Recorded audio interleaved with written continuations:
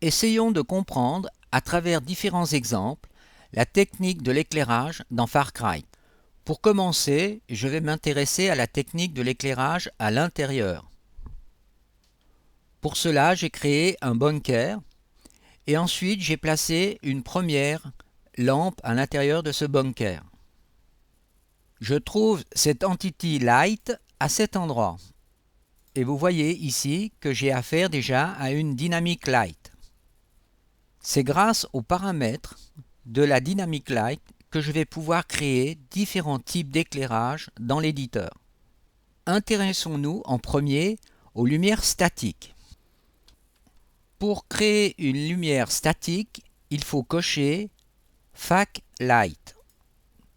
Ensuite, vous désactivez Utilisation en temps réel, si ce n'était pas le cas, et vous mettez la variable Cast Light Map sur vrai. Ensuite, vous allez devoir lancer un calcul de Light Map. Vous cliquez ici et vous lancez le calcul de la Light Map. Attention, ce calcul peut prendre beaucoup de temps si vous avez beaucoup de lumière statique dans votre map. Voilà le résultat que l'on obtient. Si maintenant je diminue le rayon d'action de cette lampe, en donnant une valeur un peu plus petite, et que je relance un calcul de Light Map, j'obtiens un autre résultat. Si vous utilisez l'outil de déplacement et que vous déplacez votre lampe, vous constatez bien que la lumière ne bouge pas, donc la lumière a été précalculée. Si vous revenez en Dynamic Light en désélectionnant cette variable ainsi que celle-ci et que vous vous mettez en Real Time, vous voyez que l'éclairage est différent et si maintenant je déplace la source de lumière suit bien sur les murs. Nous venons de voir la différence essentielle entre les static lights qui sont précalculés et les dynamic lights qui travaillent en temps réel. Intéressons-nous plus en détail aux paramètres de la dynamic light. Première chose, ici la valeur active, c'est comme l'interrupteur de la lampe. Vous voyez que je peux allumer ou éteindre la lampe ici. Je peux choisir la couleur de diffusion de la lampe en changeant la valeur ici. Je peux changer le multiplicateur de diffusion, c'est-à-dire la puissance de la lampe.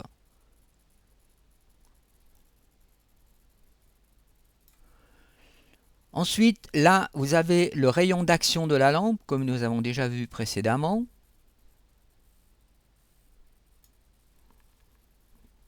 Pour voir ce que l'on appelle le paramètre spéculaire, ou la couleur de la lumière spéculaire, je crée cette scène avec un baril, et je constate ici, en déplaçant la lampe à cet endroit, que là j'obtiens une autre lumière. C'est ce qu'on appelle la lumière spéculaire d'un objet. Changeons sa couleur.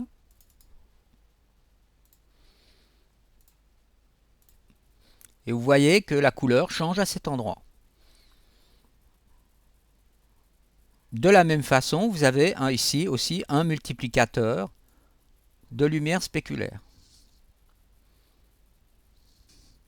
En agissant sur la variable LightStill, on peut obtenir des flashs de lampe par exemple, ou d'autres effets. Il suffit simplement de changer le chiffre ici et de tester.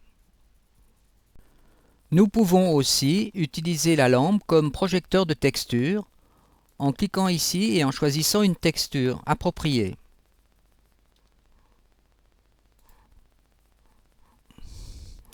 Vous voyez ici la texture qui est projetée sur le sol. Vous pouvez changer la focale de projection.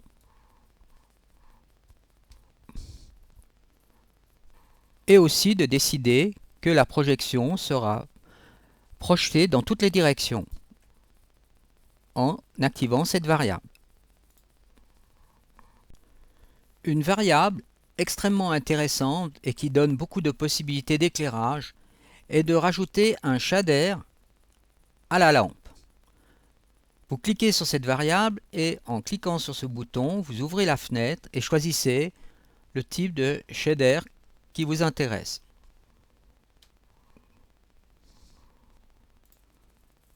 Vous voyez ce que l'on obtient ici, un cône de lumière volumétrique. Essayez par exemple ce type de shader.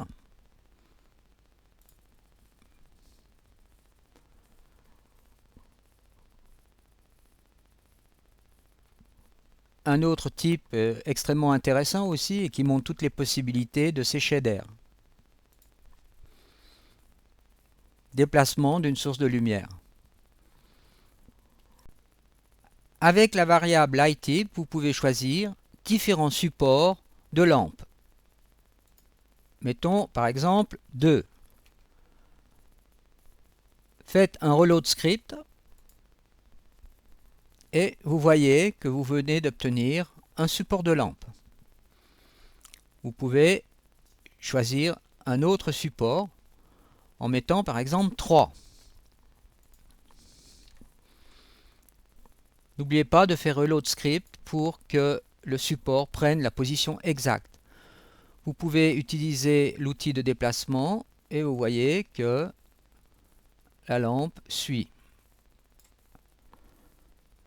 Faites CTRL-G pour simuler et ensuite essayez de toucher la lampe et vous verrez qu'elle oscille au bout de sa chaîne. Pour créer des ombres avec les Dynamic Light, il faut faire deux choses. La première est de dire à la lumière de projeter une ombre. Ceci se fait grâce à cette variable. La deuxième chose est d'informer les objets qu'ils doivent projeter des ombres au sol. Dans notre cas, nous n'avons qu'un baril qui va projeter une ombre sur le sol. Je dois aussi initialiser cette variable. Vous voyez apparaître l'ombre. Utilisez l'outil de déplacement pour voir que l'ombre suit bien le spot. Mais attention, cela demande beaucoup de ressources et de temps de calcul lorsque l'on joue. Revenons un petit moment sur les static lights que je vais rajouter ici dans ce coin.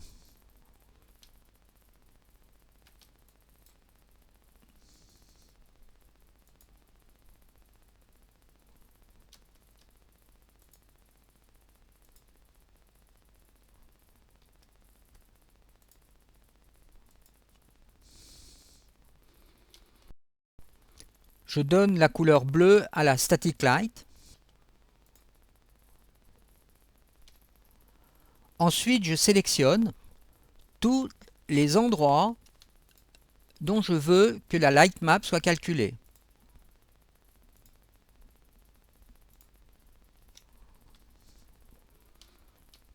Et cette fois, je fais seulement Generate Light Map sur la sélection. Le résultat est beaucoup plus rapide et on voit ici l'effet. Il existe aussi différents paramètres qui sont extrêmement importants dans le compilateur de Lightmap. La qualité du résultat final. Ici, vous pouvez augmenter la qualité en montant sur résolution plus haute. Et là, le choix de la résolution de la texture. Attention, cela prendra énormément de temps de calcul. Et cette partie-là est utilisée pour ce qu'on appelle l'anti-aliasing sur les lignes.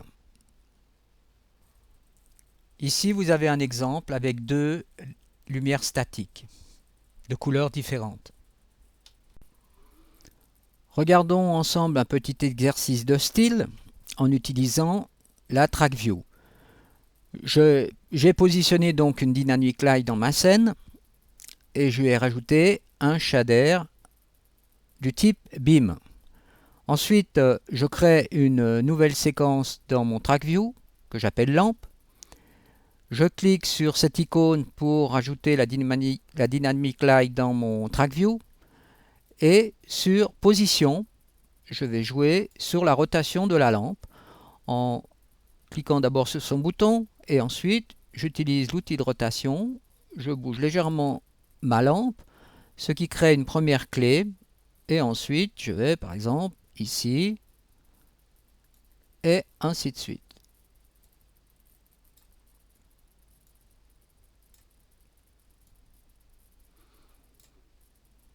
Voilà.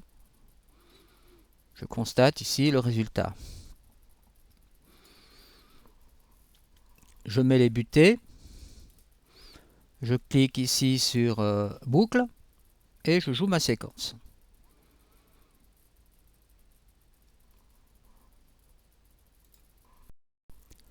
Je n'oublie pas aussi de définir play on load, c'est-à-dire que ça sera joué dans le jeu pour la séquence de la lampe.